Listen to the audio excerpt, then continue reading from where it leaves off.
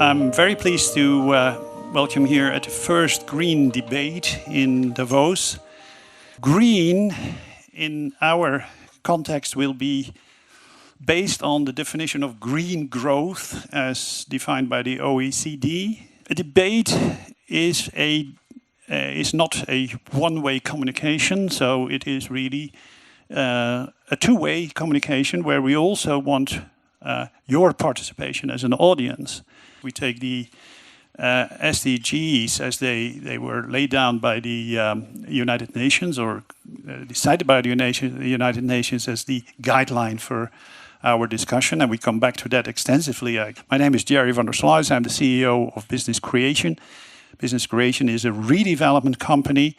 To my left is Ibrahim Husseini, CEO of Full Cycle, amongst other things. Next to him, Erika Karp. Erika Karp, the CEO of Cornerstone Capital. Johan Rockström of the Potsdam Institute for Climate Impact. Thimo Schmitt Lord next to him of Aurora, a cannabis-based company. And next to him, Ulrich John, who is active in many fields as an activist, a climate activist, and as we will discuss later on in other areas as well. The people that we have here on the stage are sustainability. They live sustainability.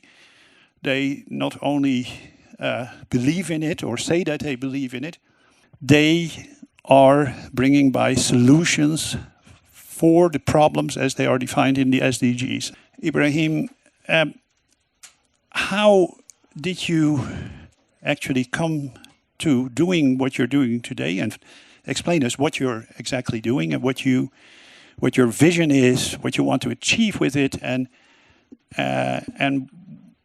what you have achieved already today. So I came to be specifically in this business mostly because I was a scuba diver. You know, I grew up on the Red Sea, and for 10 years I'd go scuba diving year after year in the same spot, and I noticed that same spot went from being super lush and super diverse to being completely barren and full of plastic.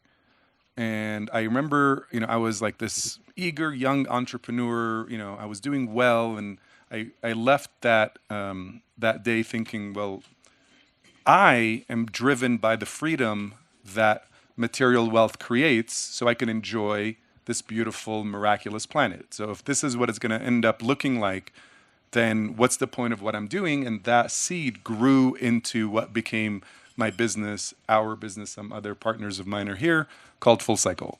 One of the advantages of being an entrepreneur and an investor is we tend to be very results oriented. So it was very important to me to be extremely pragmatic about the solutions. So first thing I knew, maybe just putting myself in the position of the market, I realized that I wasn't going to be able to aggregate and deploy enough capital unless the solution was free market based and profitable. And not just slightly profitable enough for people to dispel the notion that doing good will only return anemic returns. So it had to be designed in that way. So I started a private equity firm that specifically accelerates the deployment of what we call climate critical or climate restoring technologies. Now, what does that mean? What that means is Earth or modern society is underpinned by these big systems, right? That most of these systems, whether it's water systems, food systems, energy systems, transportation, waste systems, these were all technologies that were designed in the 21st century, and they underpin modern civilization. So in the 20th century and 19th century, nobody was thinking carbon cycle and carbon math and there's these invisible molecules in the space in our atmosphere that are holding heat inside of this greenhouse effect. They were just excited that we get to go from A to B faster. We get to have a faucet that gives us hot water, and we can travel, we can do all these amazing things, which they are amazing, right? But unfortunately, they don't reconcile in a planet that has a carbon cycle that has to get reconciled every year, or else it builds up gases in the atmosphere that oftentimes lead to extinction events. Okay, so really quick, let me just point one thing that's super important to point out is going back to the pragmatic theme. How many of you hear all the time about CO2? Well, I think all of us. Yeah. So there's this correlation between CO2 and climate, at least in the conversation. Full cycle barely addresses CO2. You know, the reason why is because thinking about it from a low-hanging fruit perspective, the 24% of greenhouse gases are actually other types of gases. They're called short-lived climate pollutants. There's things like methane and refrigerants and nitrous oxide and black carbon. And all of these are hundreds, if not thousands of times more heat trapping than CO2. And they eventually break down into CO2. And they're responsible for close to 50% of the warming. So what we do is we target the technologies, the infrastructure technologies on Earth that emit the most short-lived climate pollutants, replace them with their new 21st century, I guess we can call it carbon math reconciling technology, and we do it at price points that allow us to make enough margin to make all our partners happy, whether we agree ideologically or not. Because those are the types of arguments that we don't want to get into. We just want to aggregate the capital and put it where it needs to go as fast as possible, because obviously we don't have time. Erika, how did you convert from a banker, I think, who you were, to an impact investor? What triggered it, and did it happen, and what is your main priority now in your activity? So my firm, Cornerstone, is an impact investment advisor. That's what we were built for, so purpose-built for impact. And there's a couple of things that, this is a debate. So there's a few things that I'll say that hopefully we can debate. First, there is no such thing as ESG investing. So environmental, social, and governance, ESG. I hear people say ESG investing all the time. There is no such thing, all right? Second, the SDGs, the Sustainable Development Goals, are, in and of themselves, uninvestable, okay? Money, sometimes people ask me, is money good or bad? Fun debate, we can talk about that. What BlackRock has announced recently, is it good or bad? Yes, we want to know that. Right. Should institutional investors start investing in psychedelics? Oh, that's a good one, right? Is gender lens investing for women's economic empowerment, is that good or maybe not so good? The reason I throw these out there is because sustainable investing, impact investing, double bottom line, triple bottom line, values-based investing, it's just investing. And you do have to know how to do it properly. And so as an impact investment advisor, we start with the premise that all investments have impact. 1, 2, there needs to be intentionality with what you're doing. 3, there needs to be measurability of some sort. And then if we're really lucky, there's additionality. But for your money, something good wouldn't have happened. All right, so that's about impact investing and all the things we can debate. In terms of how I got here, very organically, one of the first things that Ibrahim said was systems thinking. All right, the only way to solve complex problems, which we have, is through systems change. All right? And a good system has all the parts together working to optimize the relationships among them, right? That's what a good system is. And so to your initial question, Cornerstone was formed on the idea that we can fix the capitalist system. Notwithstanding how messed up it has been, it's still the best system the world has ever known for driving prosperity. So if we can look at the capital market systems, the investment banks, the asset managers, the wealth managers, the lawyers, the accountants, the academics, the exchanges, right? The standard setters, look at all the pieces of the system. get them communicating with each other, get them incentivizing each other. And then we can use capitalism to do what it can do. And we need to move trillions. Just for context, and then I'll pass it along, back to BlackRock, they have $7 trillion in assets under management, all right? Given the magnitude of the climate problem, if we took every dollar from BlackRock, we would basically have enough money to spend for about 2 years of alternative energy generation, okay? That's it. Full circle back to you. Full circle. Well, thank you. That's clear enough, I think.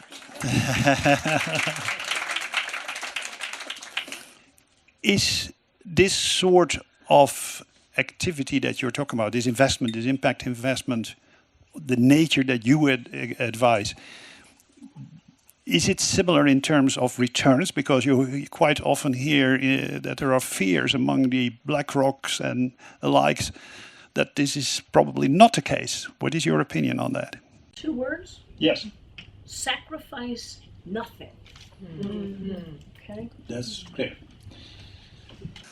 So, Johan, let me repeat the question. So, why are you doing what you're doing?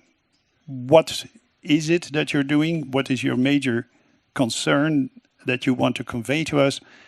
But let me just be very kind of academically personal with you and just share that currently today, and I have the privilege to chair the world's largest international global sustainability research program, the Future Earth program, that has, all the climate scientists, the oceanographers, the ecologists, the also the economists and social scientists exploring, where is the Earth, where is the world, and where are we heading. That we are today, whether we like it or not, forced to research the following question: are we at risk of destabilizing the planet? So I wake up every morning focused on one thing, which is to understand what are the boundaries, the science-based targets, if you want, or the guardrails within which we can have a safe operating space, but beyond which we risk to trigger irreversible, self-reinforcing, potentially catastrophic tipping points. Now, we have come to a point where the heat-trapping gases that Ibrahim so eloquently just explained, the whole theory around or behind what we're seeing in terms of global warming, has taken us to 1.1 degrees Celsius increased temperature compared to the pre-industrial levels. Now, I don't like communicating that way because nobody understands that. I think it's much clearer to explain the reality, which is that we've reached the warmest temperature on Earth since the last ice age. We've hit the ceiling. We're banging there right up at the hardwired biophysical processes of the ceiling on Earth. But remember that average temperature is not distributed evenly along around the planet. In fact, it accumulates twice as fast in the northern hemisphere, around the Arctic, and in the southern hemisphere. Well, who is down in the southern hemisphere right now? Well, the Australians. And what's happening in Australia is a continental scale disaster. Now, you may not be aware of this, but in 2008, under the Kevin Rudd government, a scientific report was commissioned in 2008 to predict the future of risk on climate change in Australia. This very, very careful academic exercise resulted in the following conclusion. If we continue as today, 2008, we will in 2020 have catastrophic bushfires as a result of several consecutive years of drought that will impact and hit agriculture and the economy at large. Now the insurance threats of all the property that has been lost, we're not even talking about the human disaster and the 500 million animals lost, which could even put some species in Australia in extinction mode. We are talking of a potential impact of 5% of the GDP in Australia that could push the whole economy into recession.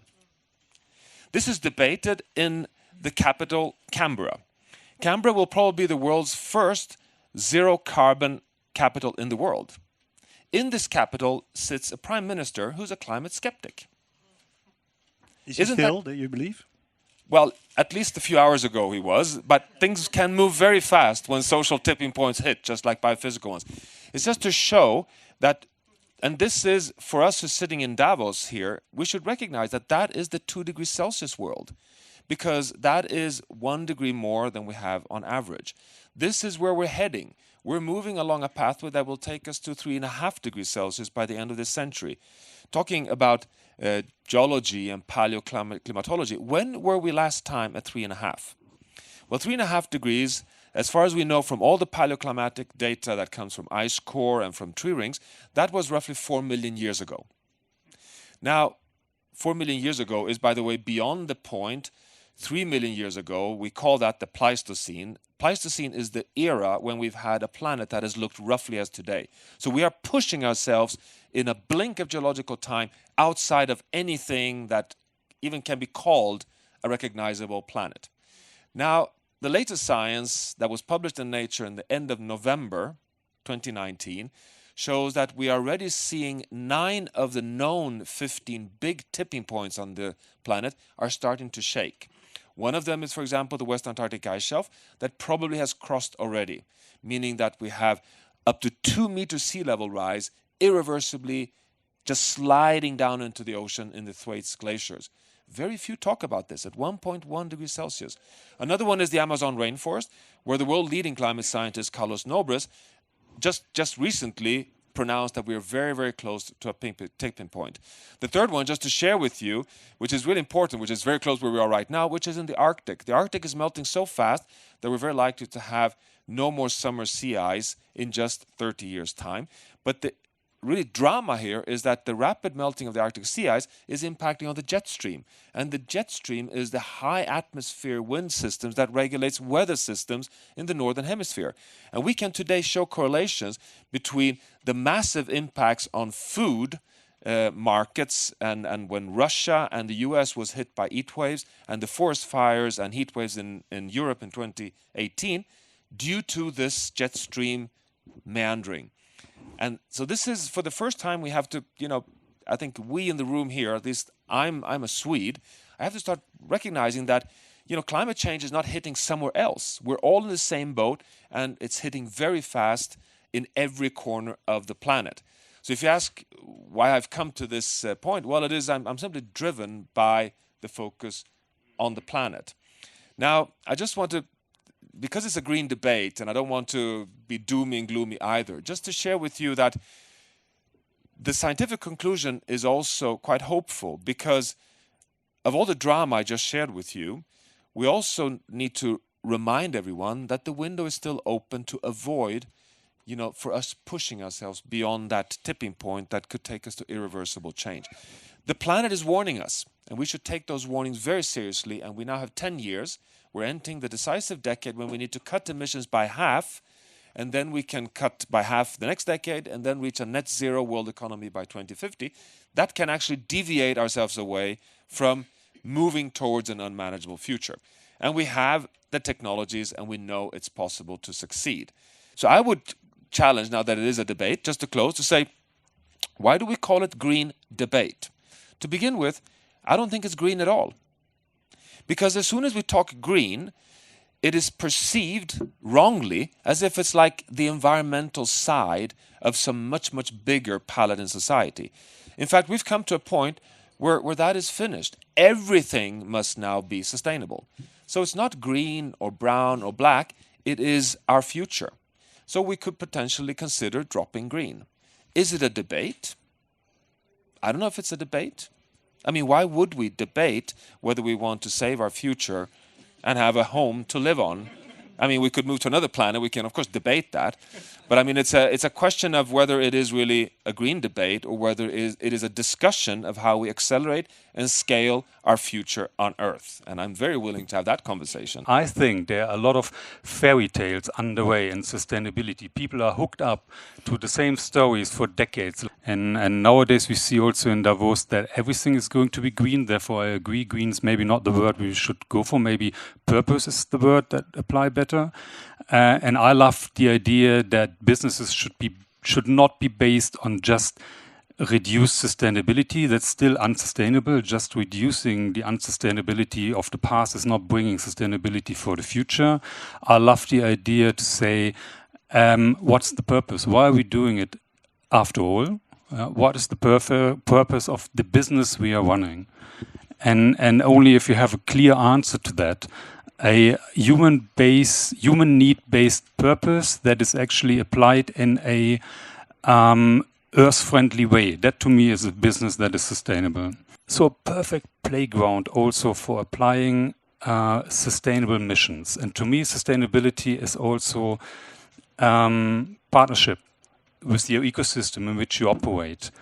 You can't actually create a sustainable business. You can't develop ambitious business goals without having a sustainable approach to it. And that's quite nice. So you're close to the people, to the innovations, and you see that you can actually make a change in the real business portfolio of the company with sustainable activities. 7 years ago, I turned into veganism. I met that in a kind of militant way when I was studying. I was curious, but I didn't take the step then. And then later on, when I was kind of opened up again, I found it ethical and a brilliant step.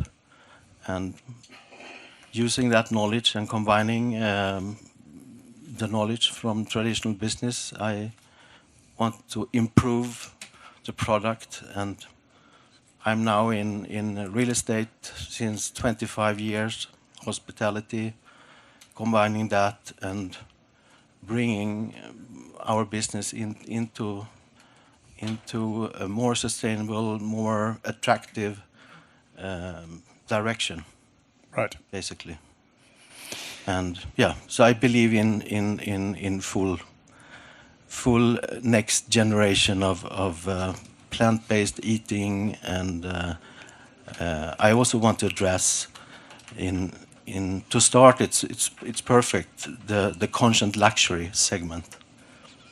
People that can afford to help others to develop.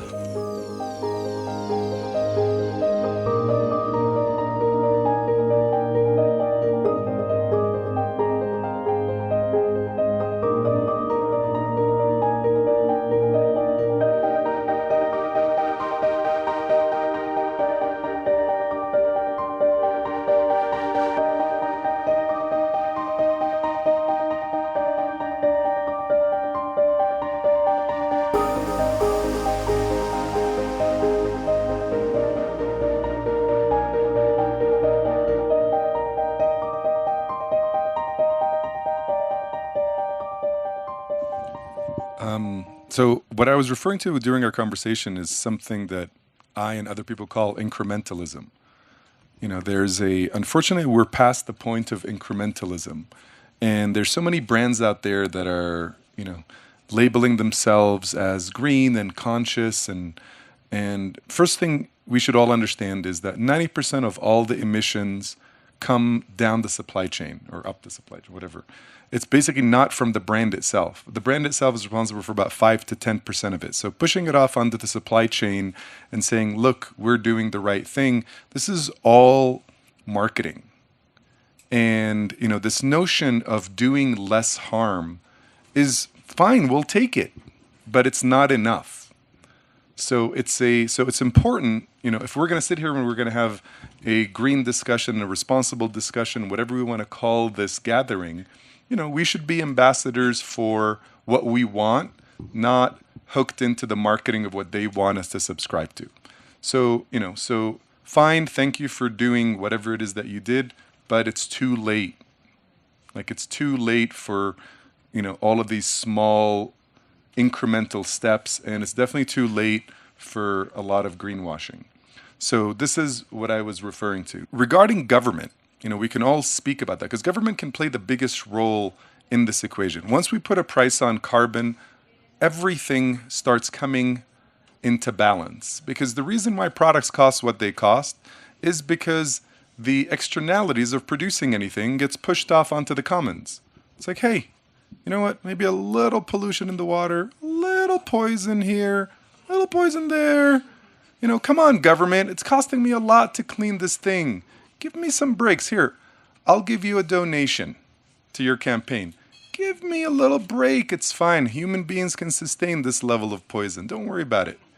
And we just keep doing that and pushing and pushing and pushing. And that's, and we all get to share in the cost, but we don't get to share in the profit.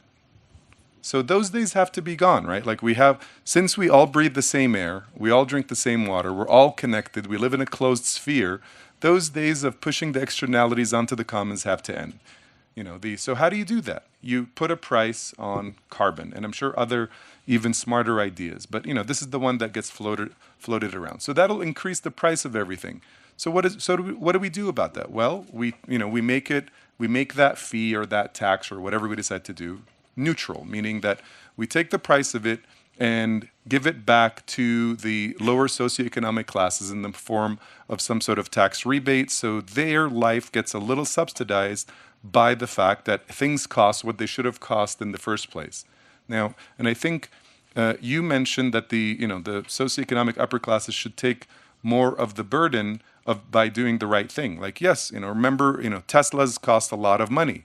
And for the first couple of models, it was $150,000 to buy a Tesla. Now you can buy a Tesla for $50,000. One day you'll be able to buy a Tesla for $20,000. Why? Because a lot of people who could afford it subsidized the lower cost of that. So what? So food costs a little bit more, the right kind of food, the less impactful food. We all do the right thing, it's okay. So a lot can be done.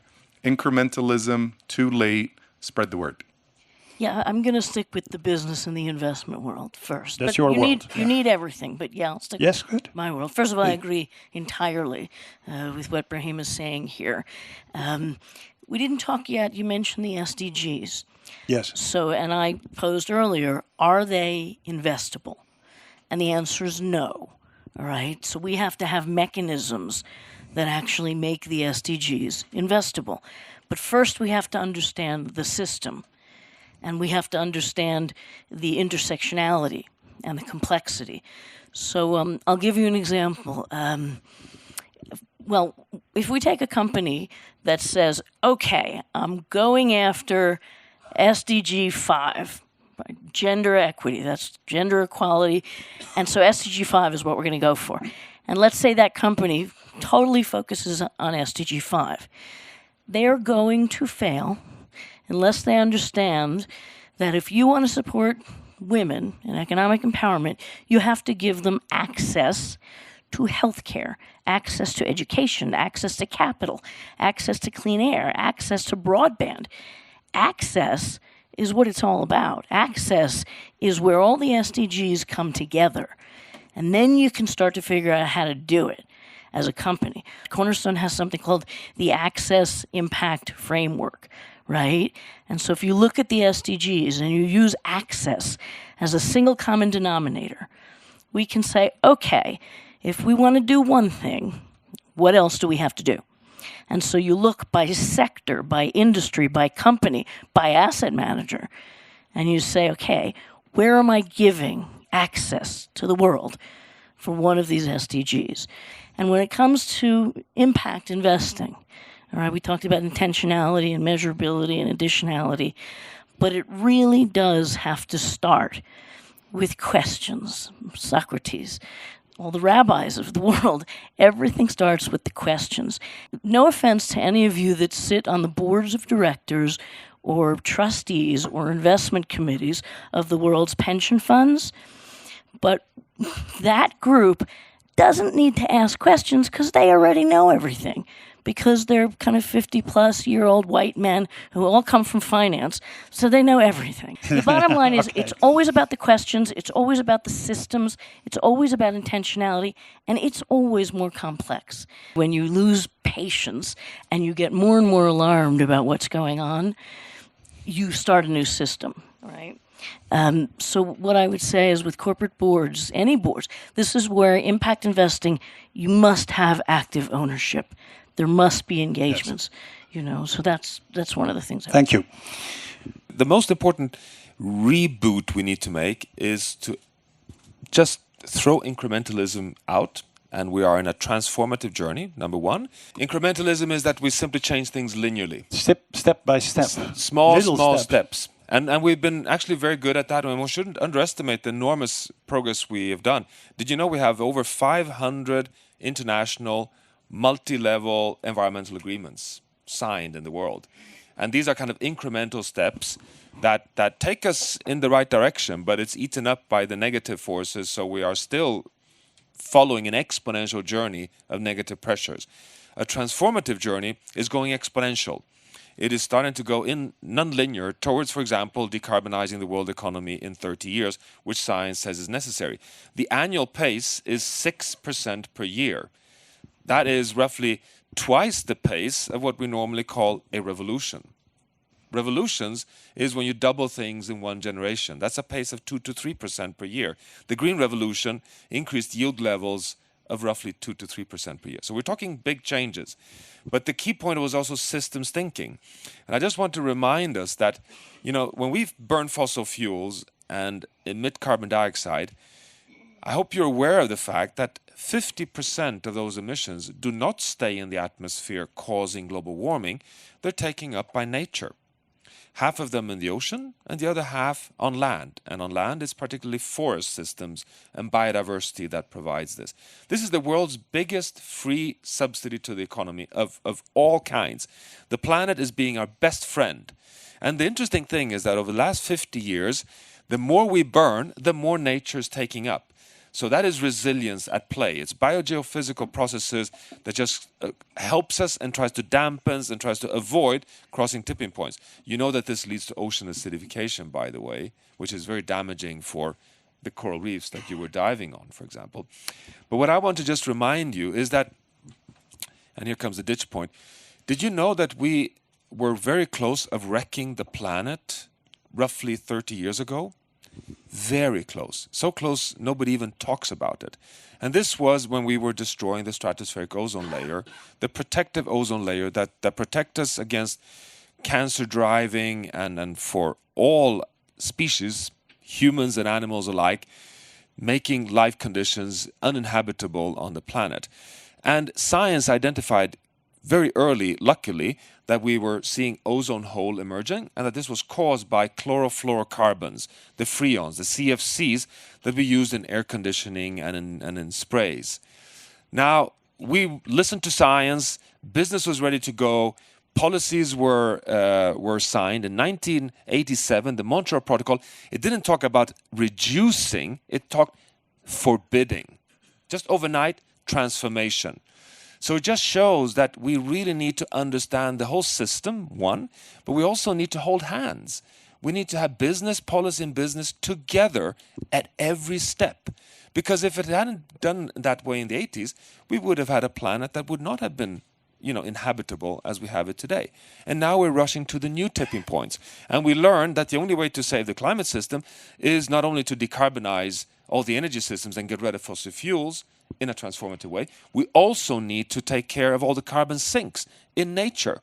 So we need to have the Amazon rainforest and all the commons that Ibrahim referred to intact. And that's the systems understanding we need. We need to be stewards of the whole system. And I think this is, not only a necessary thing, it's just potentially the most exciting new step in human development ever occurring. It's like rebooting our relationship between people and planet. And that's what the SDGs are all about. That's why we, as scientists, consider that you should never be allowed to just focus on one SDG. You should keep them together as one system. All 17. And that's what you have scientific support to do. We need a global price on carbon. We have so much scientific evidence today that a $50 per ton of carbon dioxide would be enough to, for one, shut down all coal fire plants, in a very rapid pace. We can have social dividend systems to compensate for all the economies that are impacted by this. Number two is that we have to have countries locking themselves in to net zero by 2050, and all the rich countries have to be net zero earlier than that. And we need a 5-year pathway, so we need to cut emissions by half every decade and set annual steps for that. This is, the scientific message that is very, very clear today. And then we, quite frankly, need to set up major investment funds to be able to invest in CCS technologies, to invest in sustainable food systems, to get the innovations in place for this journey. But then finally, the most important step we have to take is to make this, I really love green, believe me.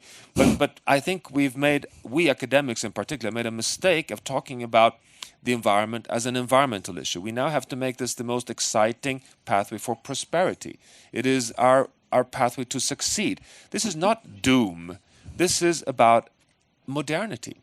And I think that is the change. And that's why you guys are so important, by the way. And we are not so important. Thank you. I think too many decisions are based on beliefs and not enough on knowledge. And that opens the door for decisions based on stigmatization. So I think it's always what you can learn from the industry is fight for your purpose. And find your purpose first, and then harness the technology that is actually already available, and make things differently. In the end, when you think it through to the end, right, you can bend things, you can regulate things. And probably we should see these bends and regulations, but in the end, it's the people who do conscious decisions or not. And the world we live in is the way it is because we, the people, are actually living these lives that are causing these issues. Can you raise your hand if 100% of your assets are invested sustainably? Okay. It's not that many. If we don't move trillions and trillions of dollars towards transformation and impact, we're not going to get there. And again, I own my inconsistencies, but when it comes to your money, be active about it.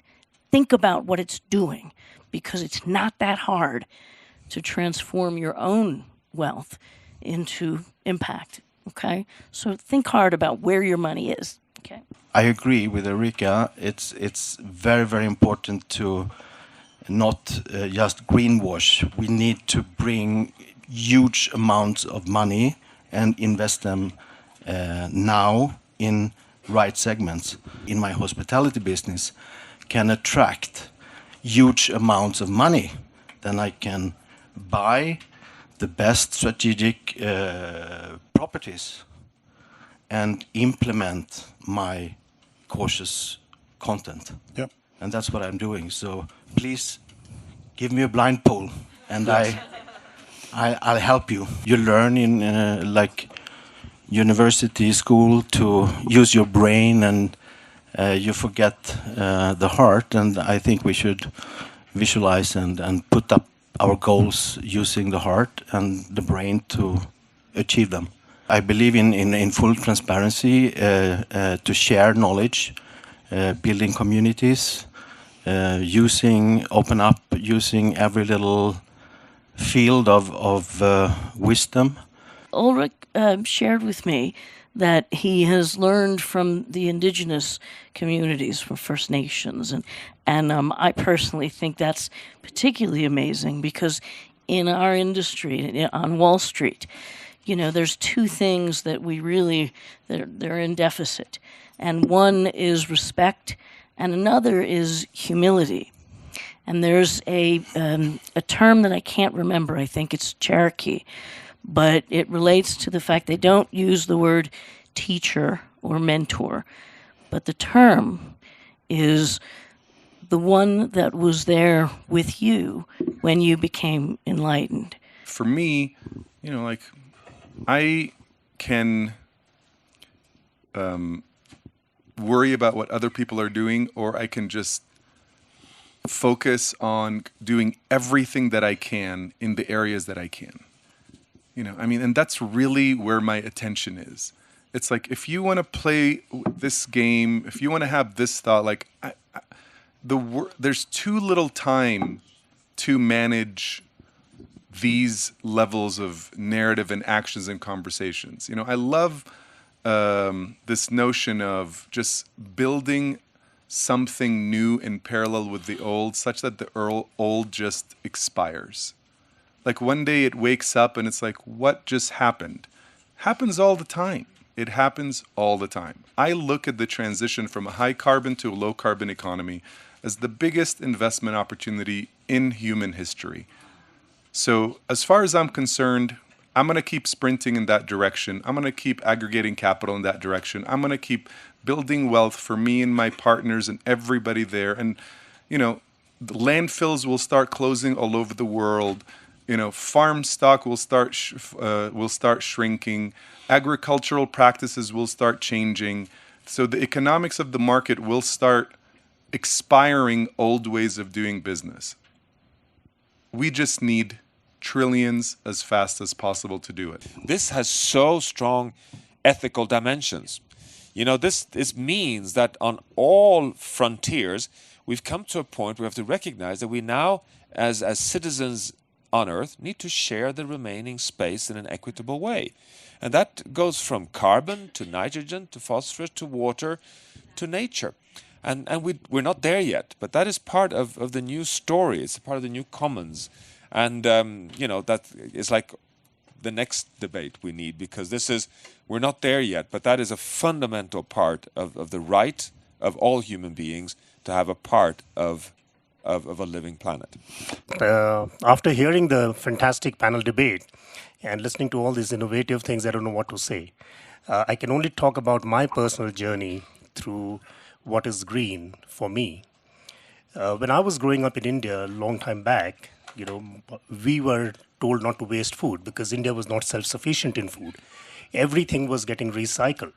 So we became very particular about not wasting things. And this journey and this thinking about preserving things for the planet has continued. And when the green debate started, I actually moved away from it because I thought it was extreme. And for most of us, our generation could not identify with it. But when I come to Davos this year, and what I have heard today, what I've heard in the last 3-4 days, have actually really, really energized me. What I have realized is it's not a green debate, as the panel have expressed. It's a discussion. It is about preserving our planet. You know, so maybe we should use a different term, preserve our planet, POP. You know, I don't know, it's just a thought. My takeaways have been that it is human behavior which has caused this catastrophe. So from all the things that I have learned in the last few days, the 3 points which stuck out was use of fossil fuels, eating meat, and third is transportation. These are the 3 things which everyone tells me is destroying our planet. It is punching holes in the canopy of the sky through which the protective gases are just leaking out, you know, and we are all converting our planet to a gray land. I'm told that by 2050, if we don't do something about it, 2/3 of the planet will be a gray land. And we must preserve the planet for the future generations. You know, we are pushing forward and telling people in India, at least I'm telling as a doctor, I'm telling people that why don't you reduce the amount of food you eat? Number 1, you'll become healthy. Number 2, you'll eradicate poverty. Number 3, you don't need so much food. So, you know, for all these reasons, and that is my personal message. So in the hospital that we have built in India, which is getting 5-star green rated, we have put all these messages for our patients in every clinic. You see, trying to explain to them that it is our lifestyle which is causing most diseases. And that's where we are coming from.